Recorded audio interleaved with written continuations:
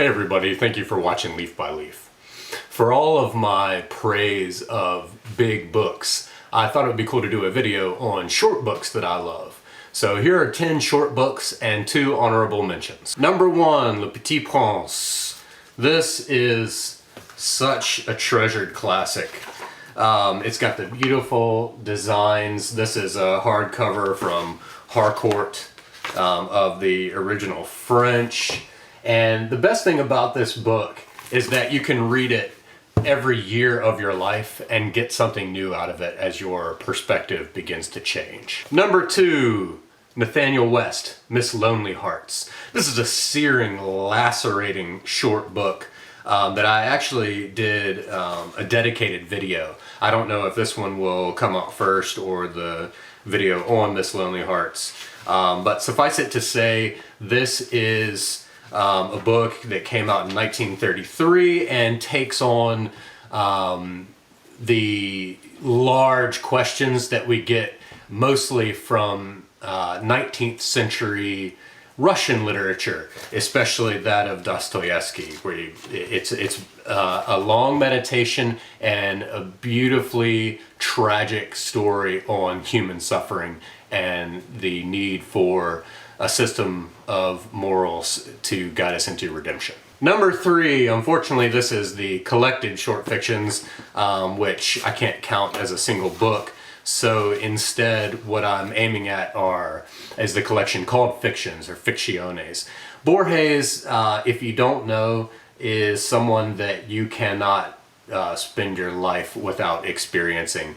This guy, this Argentine who was the director of the National Library in Buenos Aires, seemingly had all knowledge at his disposal and wove these beautiful, sometimes Black Mirror-esque stories out of that knowledge. Tango by Mrożek. This was put on my radar one of the last times that I went to Wrocław, Poland. I started asking around for great Polish literary recommendations.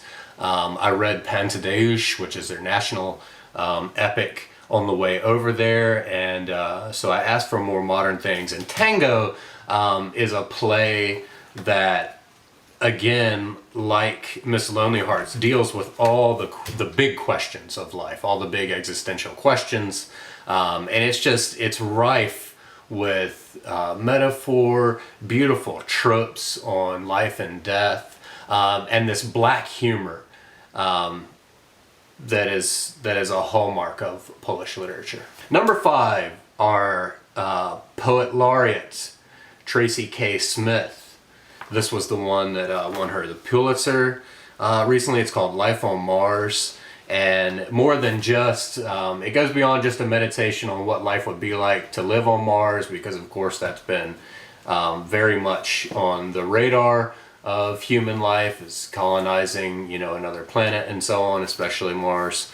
But she has this beautiful way of taking high language and introspective thought and tying them to some image that will resonate with all of us. As a Man Thinketh by James Allen. This is number 6.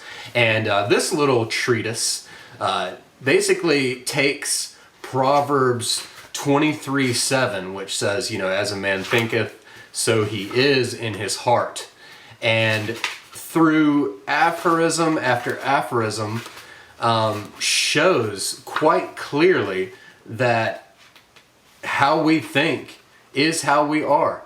And furthermore, in case we want to try to stifle that, he says, men imagine that thought can be kept secret, but it cannot. It rapidly crystallizes into habit, and habit solidifies into circumstance. So he's showing that from thought, we think that our thoughts are internal and won't affect things outside, but sure enough, they crystallize into circumstance. Number 7, Wholly the Firm by Annie Dillard. I'm not going to go on and on about this too much, but I do have a a video dedicated just to her. It's a little essay that I wrote, but I do want to read this because it's my absolute favorite portion of this book. Land is a poured thing, and time a surface film lapping and fringing at fastness. At 100 hollow and receding blues. Breathe fast, we're backing off the rim. Here is the fringy edge where elements meet and realms mingle, where time and eternity spatter each other with foam. Number 8, Thomas de Quincey's Confessions of an English Opium Eater. Sounds pretty crazy, right? But this was a lettered man. This is right, he was born towards the end of the 18th century and then lived on to about mid-century 19th. But yeah, he was a man of letters. This is high-class rhetoric on the order of some rough contemporaries like Thomas Browne, and who wrote The Anatomy of Melancholy? Why does his name escape me? This is a tragic tale of a well-to-do gentleman taking opium for a severe headache and then becoming completely addicted. It's heartbreaking, but beautifully written. Number 9, Viktor Frankl, Man's Search for Meaning. This guy emerged from the Holocaust and wrote this beautiful book. This edition also includes a couple of other essays like Logotherapy in a Nutshell, which logotherapy is the method he devised. This book shows how, like As a Man Thinketh, our mindset is everything, and we need to grasp a hold of some meaning, some logos. And number 10, the Rubaiyat of Khayyam. I remember being in the Muslim district of Jerusalem a few years back and going in search of a beautiful edition of this book in Arabic. And these very kind Muslim shopkeepers paraded me around from bookstore to bookstore trying to find an edition that I really liked. However, this is an English translation. This is from the Bodleian Library, University of Oxford, and it is illustrated, and I love the type that they used. But this book is a beautiful meditation, and it, like, for example, I must abjure the balm of life, I must, sacred by some after reckoning, ta'en on trust, or lured with hope of some diviner drink to fill the cup when crumbled into dust. These are beautiful meditations. This is world wisdom literature. And our honorable mentions. First honorable mention, Edouard Levy. This is translated by Lauren Stein, who used to be the editor at the Paris Review. This is called Autoportrait, which is a great title instead of autobiography.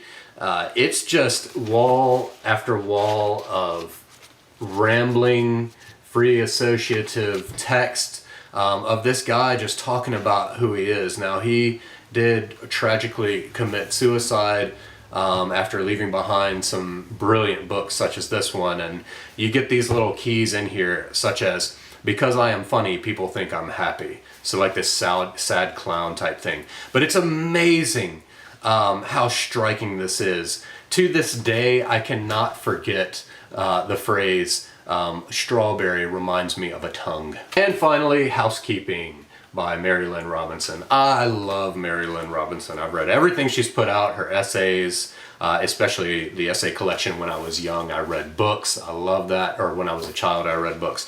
But Housekeeping is her first novel. If I remember correctly, in an interview, she talked about how for her PhD, she collected metaphors chiefly from 19th century literature, and she compiled all those metaphors into a dissertation, and this was an offshoot of that. And sure enough, I don't think I've ever read more striking imagery than this book. So that's it. Those are 10 short books that I love with 2 honorable mentions. Tell me some of the short books that you love.